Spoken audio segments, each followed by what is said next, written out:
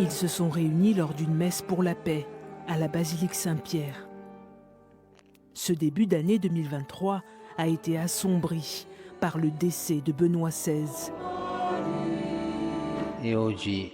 Son successeur, le pape François, a déclaré qu'il confiait désormais le pape émérite à la Vierge Marie pour son voyage vers Dieu. Plus tard, ce sont des milliers de personnes qui ont afflué sur la place Saint-Pierre à Rome pour voir apparaître le pape François au balcon et entendre une prière dédiée à son prédécesseur. Unissons-nous tous d'un seul cœur et d'une seule âme pour remercier Dieu pour son fidèle serviteur de l'Évangile et de l'Église. Nous avons posé une question autour de l'héritage du pape Benoît, considéré comme compliqué pour certaines personnes, notamment en raison de sa gestion des scandales d'abus sexuels dans l'Église, en particulier lorsqu'il était archevêque de Munich.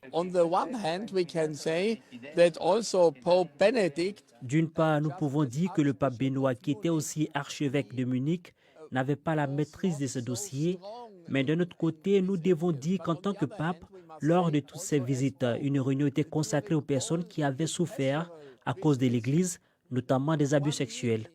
Même ceux qui ont travaillé avec feu Benoît XVI et qui l'ont bien connu reconnaissent que des erreurs ont été commises.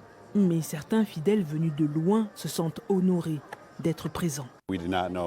Nous n'avons pas su qu'il était décédé jusqu'à ce que nous soyons ici. Ma femme et moi en sommes vraiment bénis car nous avons eu l'occasion de le voir ici et d'assister aux messes du Nouvel An il y a de nombreuses années. Nous sommes donc particulièrement touchés. Qu'allez-vous retenir de cette expérience? Ce qu'il représentait pour tout le monde, l'impact qui a été le sien. Voir les gens pleurer et être émus, ça m'a ému aussi. La dépouille du pape émérite Benoît XVI sera exposée aux fidèles dans la basilique Saint-Pierre de Rome durant les 3 prochains jours, avant ses funérailles prévues le 5 janvier.